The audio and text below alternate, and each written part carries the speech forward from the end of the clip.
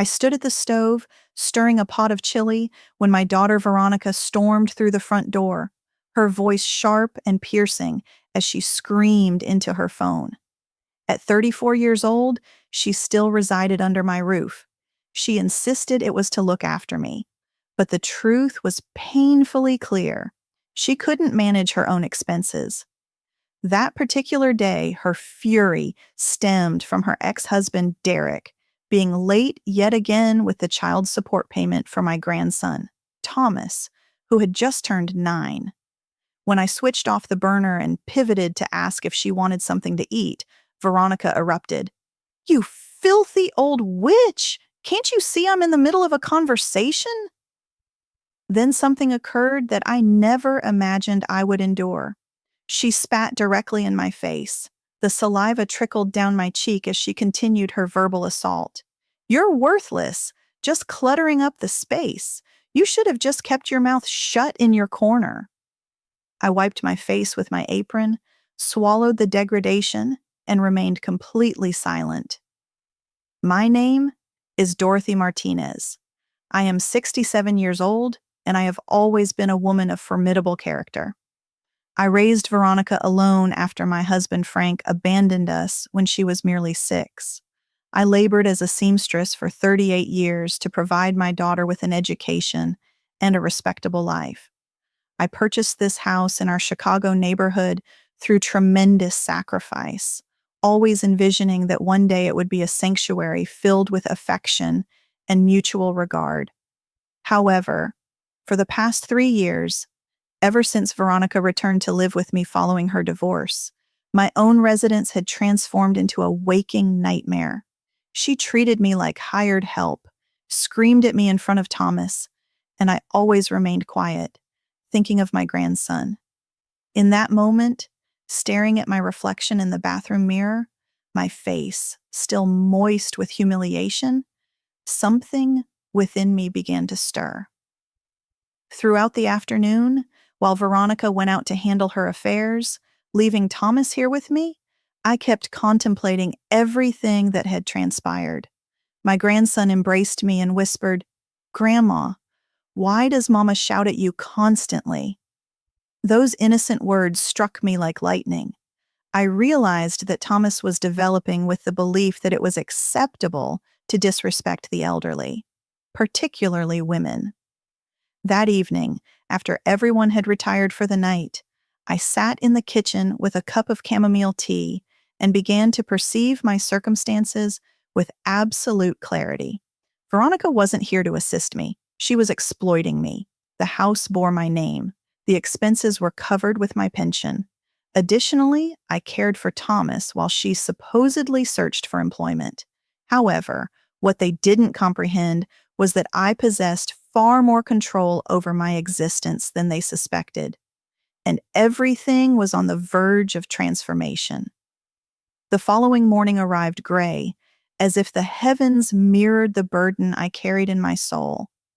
Veronica awakened in a foul mood, as she nearly always did recently, and commenced her routine of grievances while I prepared breakfast. "This coffee is excessively bitter, Mom."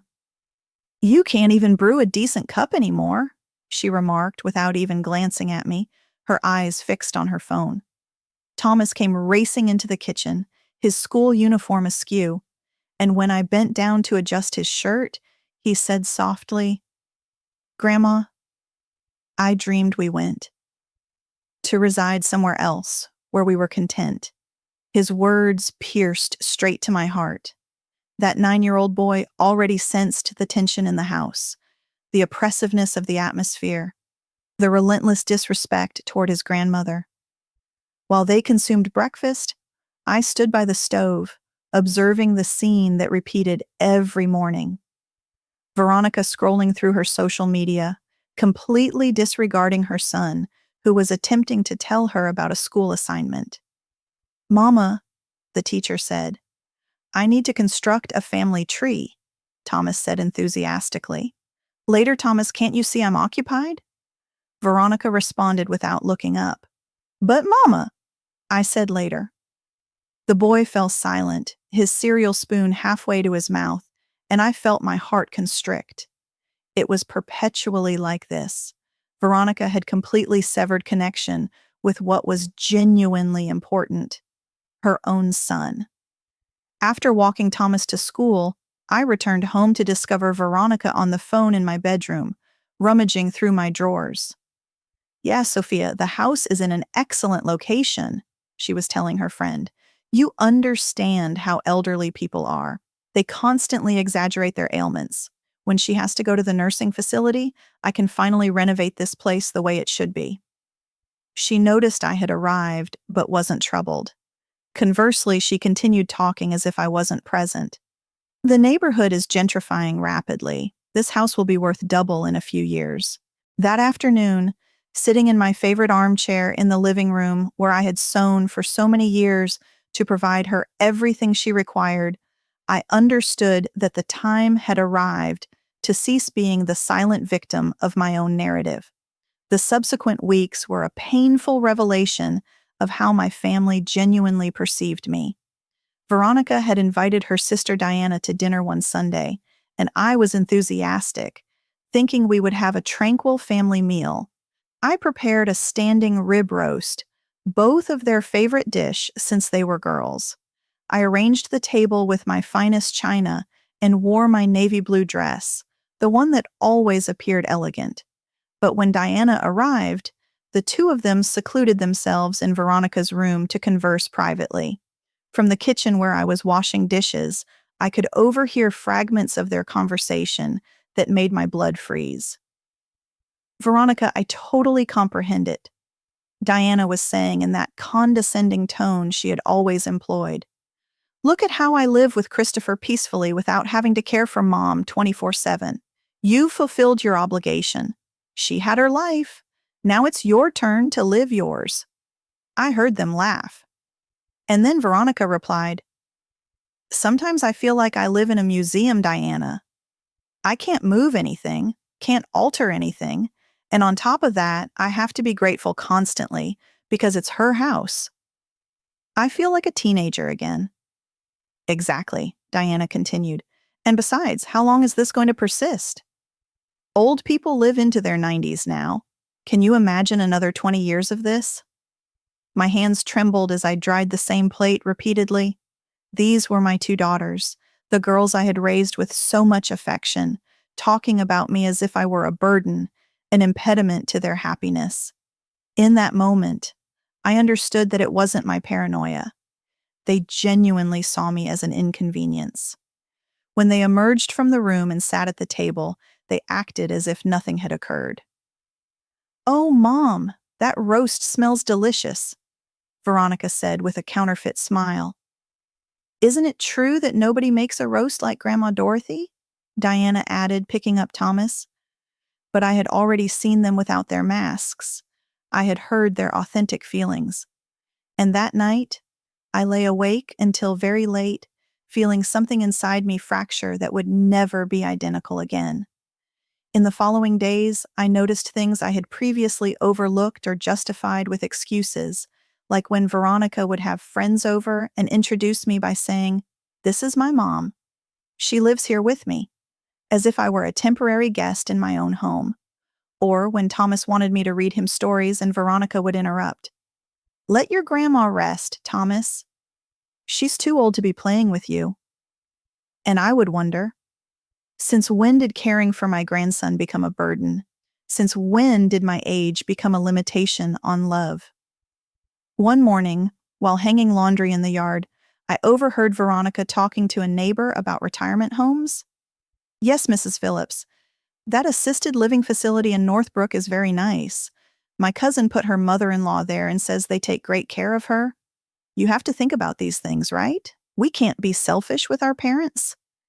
The neighbor replied with something I couldn't hear, but I saw Veronica nod and smile.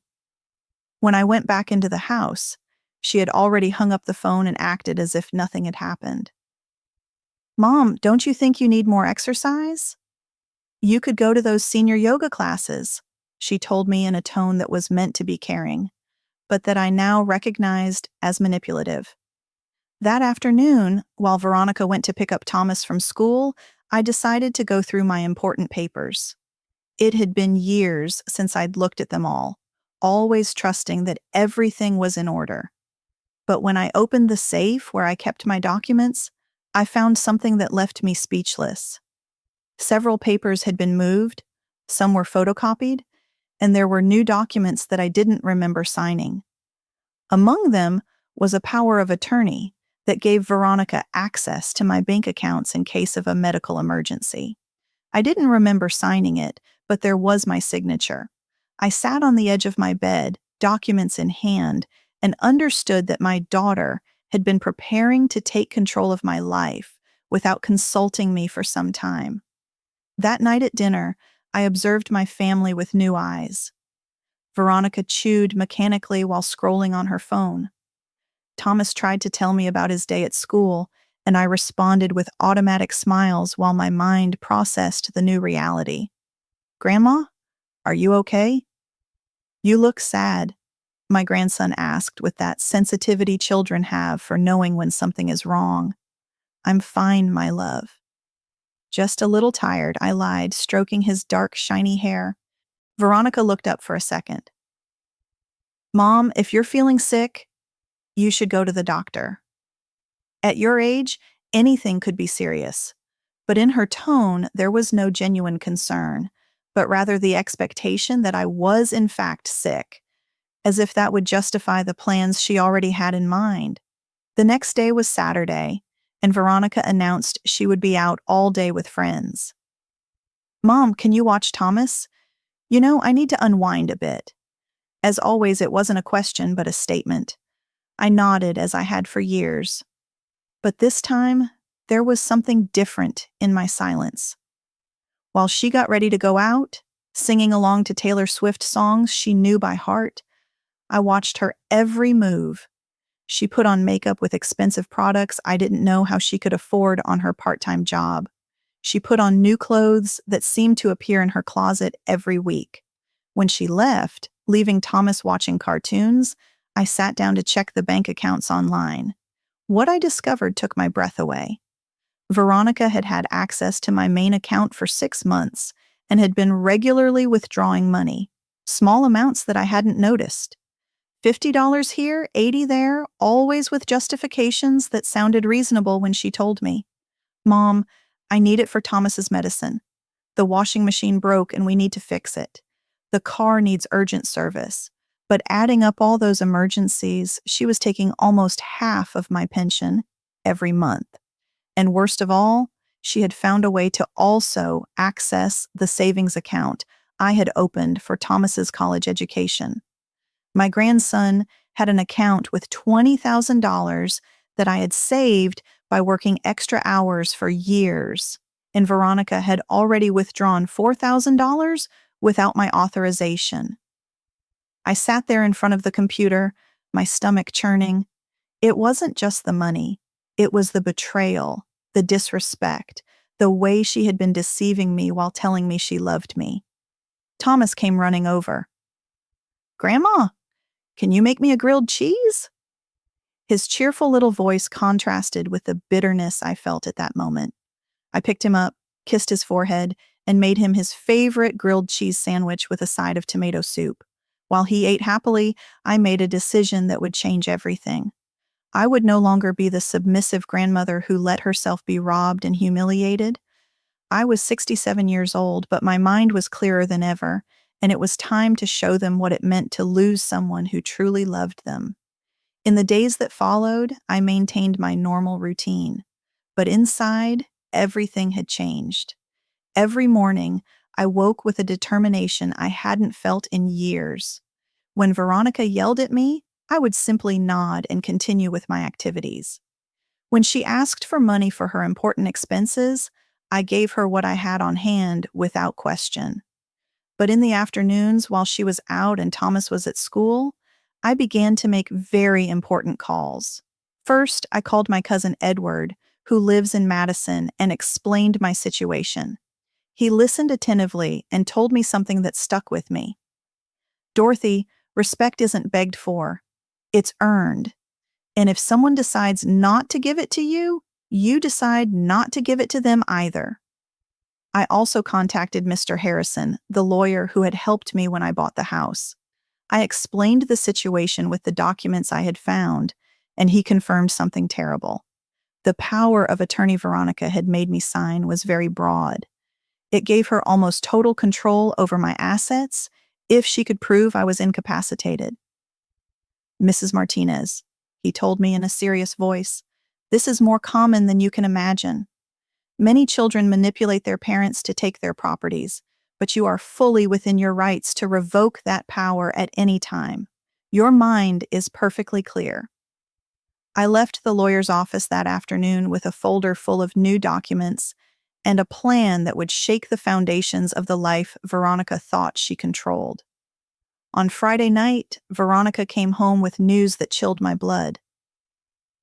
"Mom, I have something important to tell you," she announced as she poured herself a glass of water in the kitchen. "I've been thinking a lot about your well-being, and I think it's time we consider other options for your care." I sat down in a kitchen chair, pretending I didn't know where the conversation was going. "What kind of options, dear?" I asked in the most innocent voice I could muster. "Well, you know, specialized places where they can take better care of you. You need to socialize with people your own age, do activities, have medical supervision. You're so lonely here when I'm at work." The irony was cruel. She never worked more than 4 hours a day and spent the rest of her time at shopping malls or with her friends. "Veronica," I said very calmly, "this is my house. I bought it with my work. I maintained it with my effort, and I have been happy here for 20 years. She sighed as if speaking to a stubborn child. "Mom, I understand you're attached, but you can't live alone anymore. What if you fall and no one is around? What if you forget to turn off the gas? I can't be at peace knowing you're at risk." Her words sounded concerned, but I knew my daughter. I knew when she was acting and when she was genuine. "Besides," she continued, "selling the house would give us good money to ensure your care in a really good place." I would manage everything, obviously. That night, after putting Thomas to bed, I stayed awake in my room, reviewing every detail of the last few months. I remembered all the times Veronica had casually mentioned stories of elderly people having accidents at home, the times she had commented on how expensive it was to maintain such a large house, how she had started talking about retirement homes as if they were luxury resorts. It had all been a slow, calculated campaign to convince me that I needed specialized care when the reality was that she needed my money and my house. On Monday, very early, while Veronica was sleeping soundly after coming home drunk the night before, I left the house with my most elegant purse and all my important documents. My first stop was the bank where I requested to speak with the general manager. I explained the whole situation, showed him the unauthorized withdrawals, and he immediately blocked Veronica's access to all my accounts. "Mrs. Martinez," he said respectfully, "you have every right to protect your assets. Your daughter was not authorized to withdraw money from the minor's account." I signed new papers, changed all my passwords, and felt as if I had regained my financial freedom after months of being robbed in my own home. My second stop was with Mr. Harrison. There, I signed the revocation of the power of attorney Veronica had made me sign, and we did something even more important: a new will.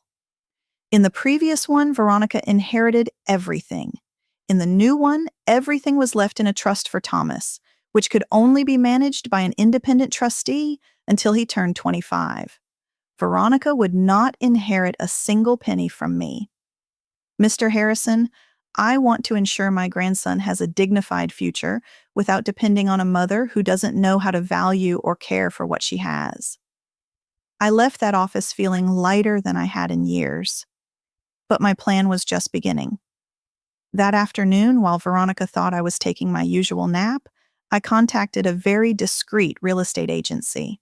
The appraisal of my house was a surprise even to me. It was worth $400,000, much more than Veronica imagined. The area had indeed appreciated in value, just as she had told her friend. But what she didn't know was that I was perfectly aware of the value of my assets. The agent explained that he had interested buyers, that they could close the sale in less than 3 weeks. Are you sure, Mrs. Martinez? This is a very big decision, he asked with genuine concern. Mr. Harrison, I replied, I am 67 years old and I know exactly what I'm doing.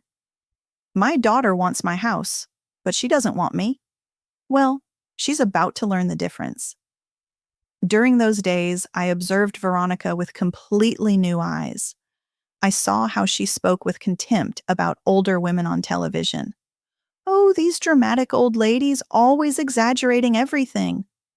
I saw how she treated Thomas when she was in a bad mood. I already told you no, Thomas. Not everything revolves around you. I saw how she spent my money on unnecessary things, expensive clothes, restaurant meals, beauty treatments, while haggling with me over every dollar when I needed to buy my medications. Mom, don't you think $20 for pills is a lot? You should look for cheaper generics, she would say, while carrying bags from Nordstrom worth hundreds of dollars. On Wednesday of that week, Veronica came home with a surprise for me. She had made an appointment with a geriatrician for a general checkup. Mom, at your age, it's important to have complete studies done. This doctor is very good, a specialist in older people. I agreed without question. But when we arrived at the office, I realized it was not a normal medical appointment. Veronica stayed in the consultation room the whole time, answering questions about me, my behavior at home, my frequent forgetfulness, my mood swings. The doctor asked me very strange questions. If I knew what day it was, if I remembered the names of past presidents, if I had trouble managing money. I answered everything perfectly with more clarity than I had had in years. But I noticed how Veronica tried to intervene. Doctor, it's just that at home, she sometimes gets confused with dates. Lately, she's been very forgetful with her keys. When we left the office, Veronica was quiet, clearly annoyed that the doctor hadn't found any signs of cognitive decline. In the car, on the way back home, she said something that confirmed all my suspicions. Mom, I think you got nervous with the doctor. You didn't answer as you normally would. It was incredible. She was trying to convince me that I was unwell when I had just proven the opposite. Veronica, I said very calmly, my faculties are perfect. In fact, I've never felt more lucid. She didn't reply, but I saw her grip the steering wheel tighter. That night was the last time I had dinner with my family in my house. Veronica had made sandwiches something quick because she had an important date, and Thomas was excitedly talking about a science project he was doing at school. Grandma, I'm making a volcano that's going to erupt for real. Will you help me finish it? Of course, my sweetie, I replied, and I saw Veronica roll her eyes. Thomas, your grandma is too old to be bending over doing school projects. You'd better ask your Aunt Diana for help. But I want Grandma to help me, the boy insisted. I already told you no, Veronica yelled, and Thomas immediately fell silent, tears welling in his eyes. In that moment, something inside me broke for good. It wasn't sadness. It wasn't rage. It was absolute clarity. Veronica was not only stealing my money and planning to take my house, she was also damaging the relationship between Thomas and me. She was turning my grandson into a witness of disrespect toward his grandmother, teaching him that the elderly have no value, that their opinions don't matter, that their feelings can be ignored. That night, after helping Thomas with his volcano while Veronica was on her date, I made the most important decision of my life. I stayed up until 3 in the morning writing letters. One for Thomas explaining that everything I was about to do was out of love for him. Another for Veronica where I explained exactly everything I had discovered and everything that was going to happen. And a third letter to myself, something I had never done before but felt was necessary. In that letter, I wrote down all the reasons I deserved respect, all the times I had shown my love, all the sacrifices I had made. and all the times I had been patient when I should have set boundaries. I wrote until my fingers ached, until I ran out of tears, until I felt I had emptied my chest of all the pain accumulated over the years. At 5 in the morning, while it was still dark, I packed a small suitcase with my most important things: the clothes I really loved, the jewelry I had inherited from my mother, the photos of Thomas, and a small cross that had been with me my whole life. I left the letters on the kitchen table along with the house keys and a folder with all the sale documents, a sale that would become effective in exactly 15 days. I also left Thomas's savings passbook with a note explaining that all that money was for him and that I had protected it from the theft his mother was committing.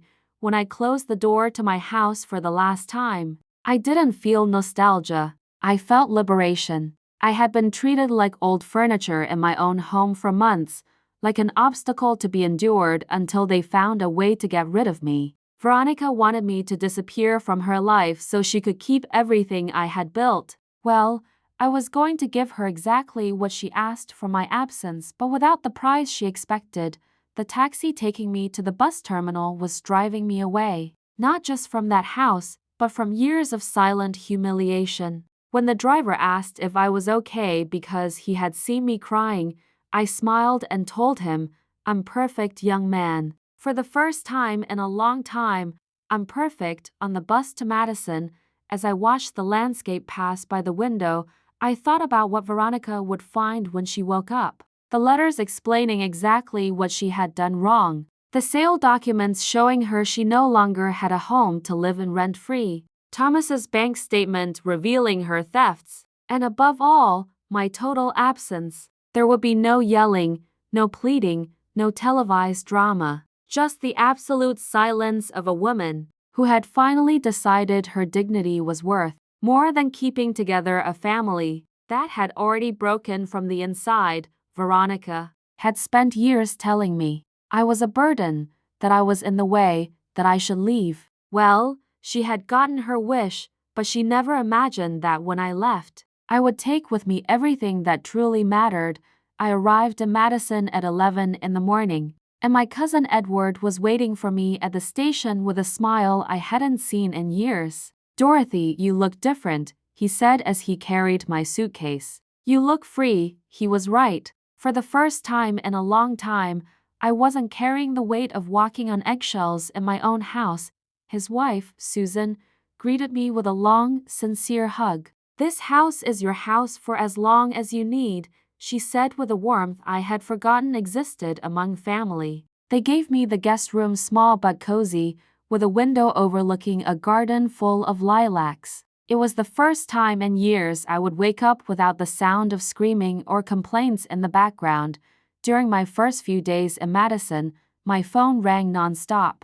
Veronica called every hour, first with a desperate voice, then furious, then pleading. I listened to the voicemails she left, but I didn't answer a single call. "Mom, this is crazy. You can't sell the house without consulting me," she screamed in one message. In another, she changed her tone. "Mommy, forgive me if I said something that upset you, but you can't punish Thomas like this. He needs you, and in the most desperate one, Dorothy, this is illegal. I'm going to sue to stop the sale." Each message confirmed that I had made the right decision. There wasn't a single real apology, not a single acknowledgement of all the harm she had done, just panic at losing what she considered hers. On the third day, I received a call from Mr. Harrison. "Mrs. Martinez, your daughter showed up at my office with a lawyer. They're trying to contest the sale, claiming you are not in your right mind."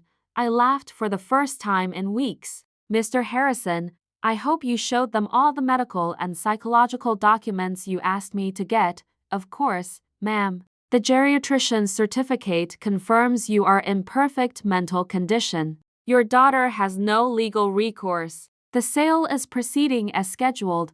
I hung up the phone feeling a satisfaction I had never experienced before. Veronica had completely underestimated her poor old mother. One afternoon, while helping Susan prepare dinner, a call came that broke my heart. It was Thomas crying. "Grandma, why did you leave? Mommy says you're mad at me. His trembling little voice made my own hands shake. My love, I could never be mad at you. I love you more than anything in the world. Then why don't you come home? I miss you helping me with my homework. Susan noticed I was crying and put a hand on my shoulder. Thomas, sometimes adults have to make difficult decisions to protect the people they love. I'm protecting you, even if you don't understand it right now. But when are you coming back? The question tore me apart. I don't know, my sweetie, but I want you to know that you will always be the most important thing to me.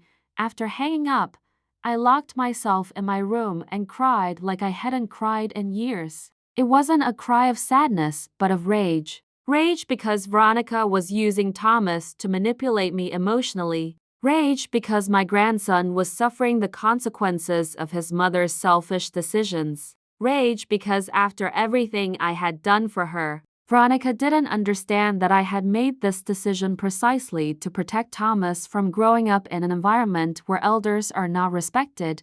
Susan knocked gently on the door. Dorothy, can I come in? She entered with a cup of chamomile tea and sat beside me on the bed. My sister Claire went through the same thing with her son. It hurts now, but you did the right thing.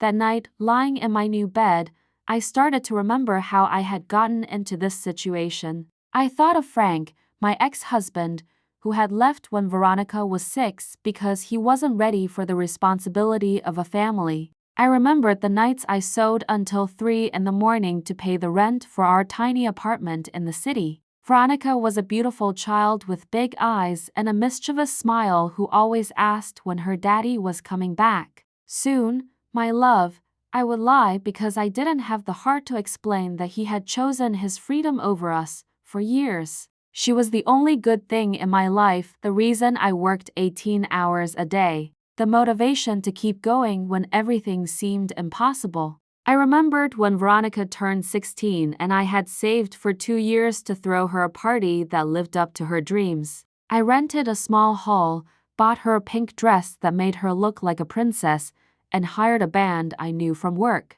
That night, watching her dance with my brother James, who had played the role of a father, I felt that all the sacrifices had been worth it. Mommy, thank you for doing this for me, she had told me that night, hugging me tightly. You're the best mom in the world.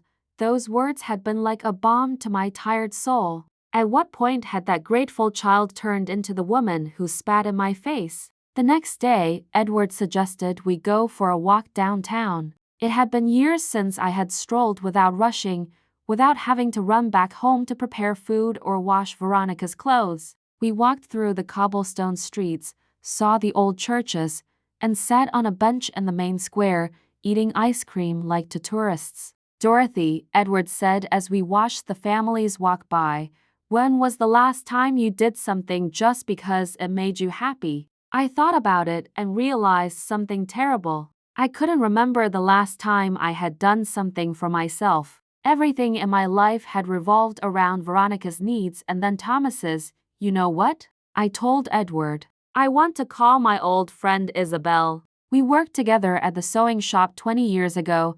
Isabel had married a businessman and moved to Austin, but we had kept in sporadic contact. When I called her and told her my situation, her reaction surprised me. Dorothy, it's about time you woke up. I always knew that girl was taking advantage of you. The times I called your house and she answered with a sour face as if I were a nuisance, Isabel invited me to visit her in Austin. Come for a few days, honey. I have a clothing business and you could help me out. It'll do you a world of good to be active and meet new people. That conversation made me reflect on how many opportunities I had turned down over the last few years for the sake of not leaving Veronica alone. How many invitations from friends, how many trips, how many moments of joy I had sacrificed for a daughter who in the end only saw me as her personal servant. I remembered when my friend Beverly had invited me on a Caribbean cruise to celebrate her 60th birthday. Oh, Beverly, I can't leave Veronica with the boy. She works so hard, I had said. But the reality was that Veronica worked 4 hours a day and spent the rest of her time at the gym or with her friends. I had turned down a dream trip to take care of a grown woman who was perfectly capable of taking care of herself. On Saturday morning, while we were having breakfast on Edward's patio, an unexpected call came. It was Diana, Veronica's sister, her voice nervous. "Aunt Dorothy, where are you? Veronica is going crazy looking for you."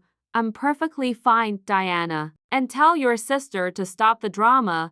"But Aunt Dorothy, Thomas is so sad. He keeps asking for you, Diana," I said in a firm voice. "Thomas is sad because his mother is emotionally manipulating him. Instead of explaining the truth, she's using his pain to make me feel guilty."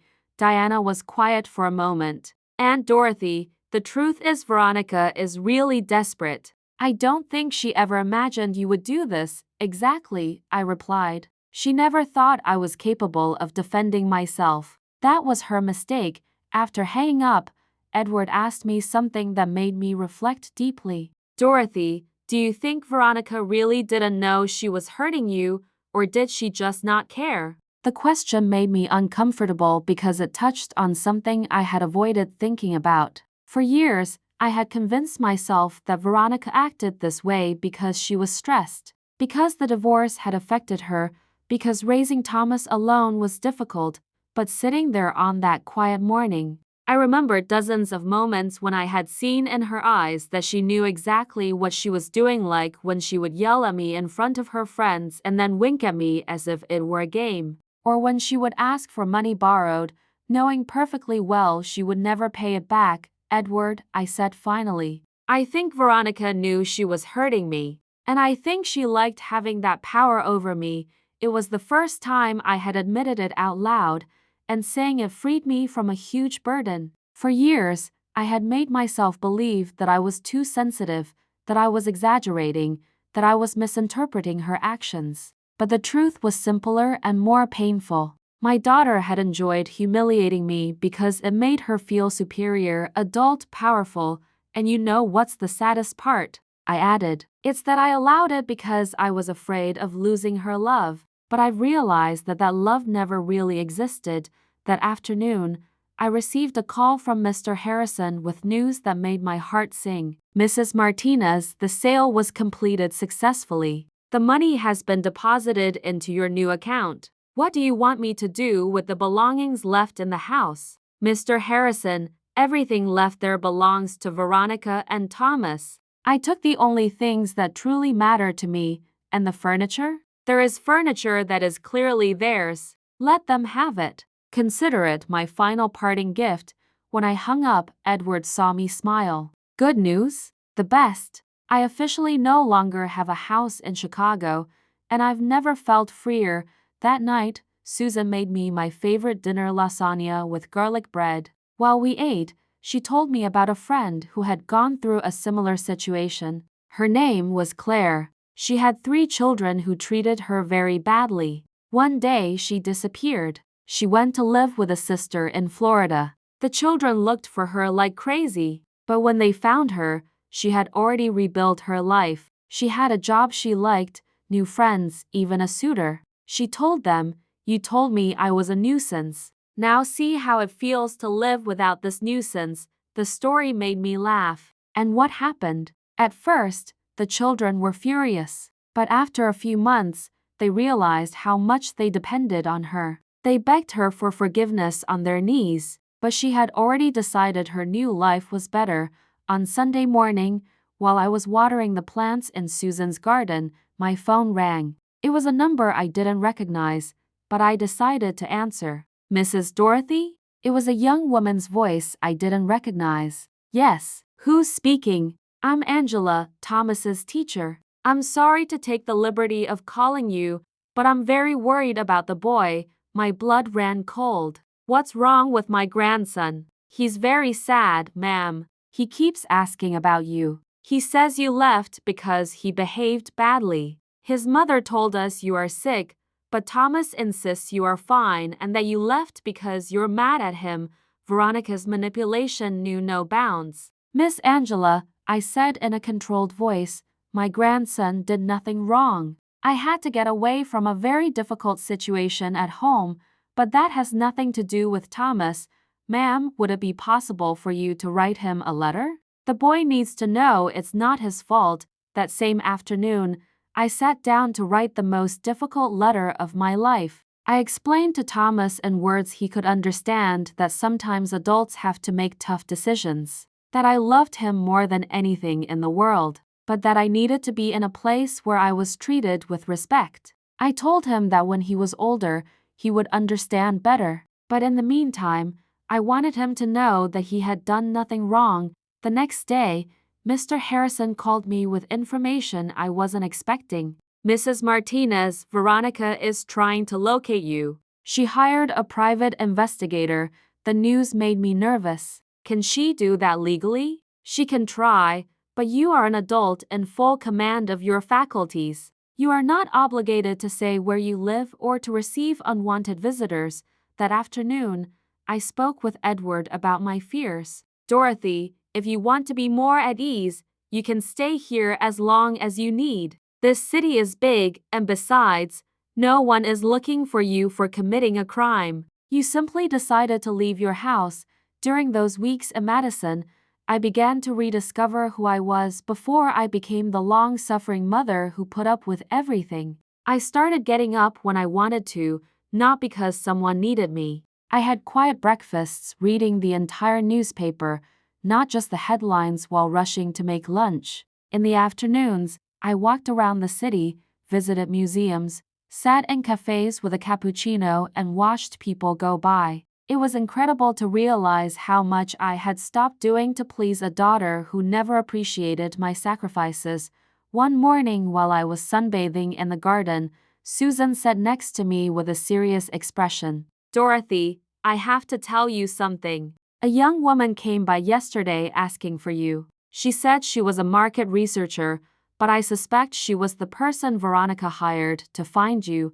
My heart raced. What did you tell her? That I had never heard of any Dorothy Martinez, but I think it's time for you to make a decision. Are you going to stay in hiding forever, or are you going to face the situation? Susan was right. I had been running for weeks, but I couldn't run forever. That night, I made an important decision. I called Isabel in Austin and accepted her invitation. Isabel, is your job offer still open? Of course. When can you come? Next week. Austin was farther from Chicago, and besides, I would have a job that would keep me active and give me financial independence. I wasn't going to live off the money from the house sale forever. I wanted to save that to ensure Thomas's future when he was older. I wanted to prove to myself and incidentally to Veronica that at 67, I was still capable of starting over. Before leaving Madison, I decided to do something I had been putting off. Call Veronica directly. I dialed her number at 7 in the morning, knowing I would catch her at home. Mom? Mom, is that you? Her voice sounded desperate. Yes, Veronica, it's me, thank God. Where are you? Are you okay? I'm coming to get you right now. Veronica, I'm not going to tell you where I am, and I'm not coming back, but Mom, this is absurd. We're family, Veronica. For years, you treated me as if I were your employee. You stole money from me. You planned to put me in a nursing home. You humiliated me in front of my grandson. That is not being family. Mom, I never. Veronica, don't interrupt me. I'm going to talk and you're going to listen for the first time in years. My voice came out firm without a tremor. I sold the house because I discovered you were stealing money from Thomas's account. I changed my will because I found out you were planning to take my assets. I left because you spat in my face and told me I was a filthy old witch. Do you need me to remind you of anything else? There was a long silence on the other end of the line. Mom, I was stressed. The divorce, the money problems. Veronica, stress does not justify cruelty, and you had no money problems. You were living rent-free in my house. You were spending my money, and you were working no more than part-time. What about Thomas? Are you going to punish your grandson for my mistakes? It was the question I knew would come, the usual emotional manipulation. Veronica, Thomas is not being punished. He is learning that actions have consequences. That when you hurt the people who love you, you can lose them forever. Mom, please come back. I promise everything will be different. Veronica, for years, you promised me you would change. You promised you would get a stable job, that you would treat me better, that you would be more independent. But the only promises you kept were your threats. You told me I was a nuisance and that I should leave. Well, here is what you asked for. When I hung up the phone, my hands were shaking, but not from fear, from liberation. It was the first time in years I had spoken to Veronica without apologizing for existing, without begging for her love, without accepting her mistreatment. Susan, who had heard the conversation from the kitchen, came over and hugged me. Dorothy, I am so proud of you. You spoke to her like a woman who respects herself. That afternoon, I packed my things to go to Austin. I didn't know what awaited me there, but for the first time in a long time, that uncertainty excited me instead of scaring me. The day before I left, I received a call I wasn't expecting. It was Diana, but this time she sounded different. Aunt Dorothy, I need to tell you something important. Tell me, Diana.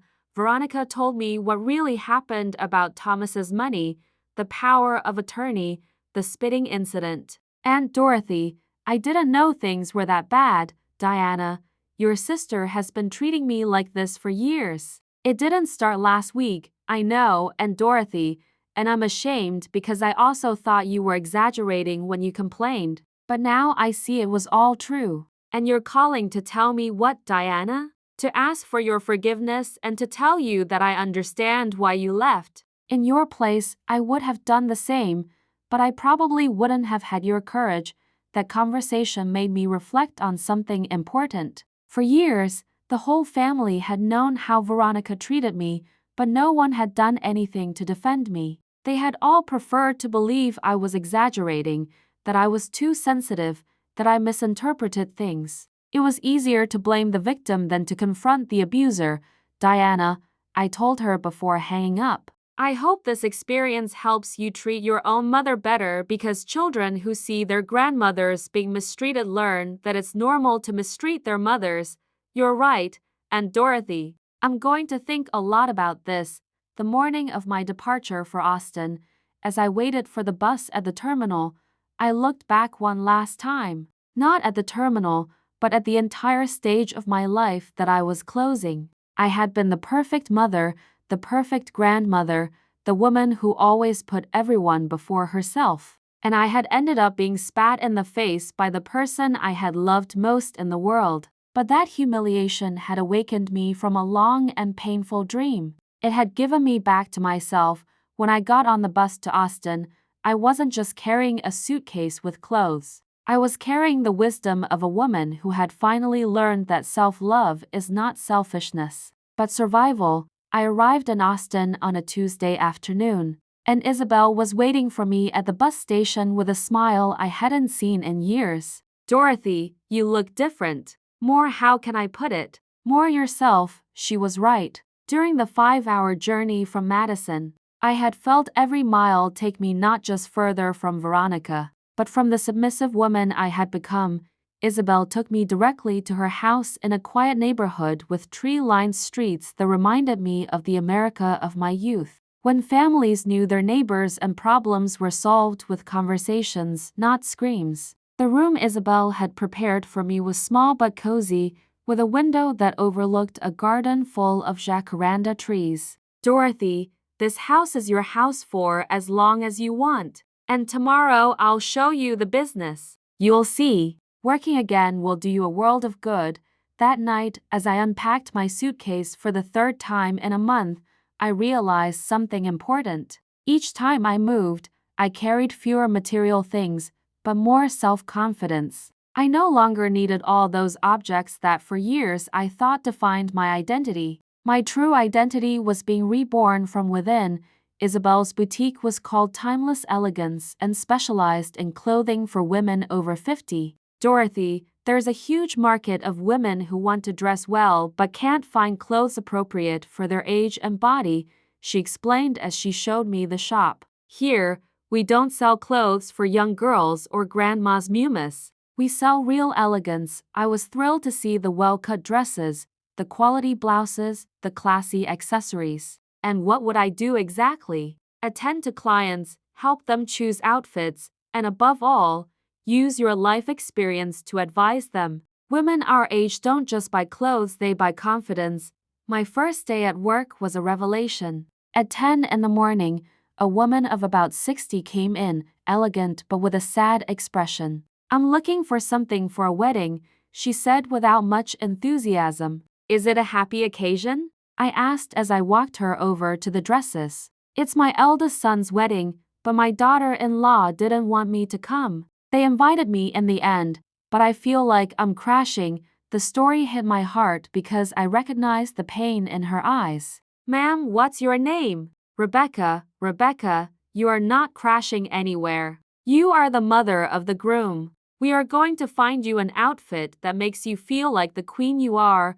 We spent an hour choosing the perfect navy blue dress with an elegant cut that enhanced her figure without being over the top. When she tried it on and looked in the mirror, her face changed completely. "Is that really me?" "That's the Rebecca who has always been there," I said sincerely. She just needed the right outfit to shine. When she left with her new dress and a radiant smile, Isabel told me, "Dorothy, you have a gift. You don't just sell clothes. You give back self-esteem."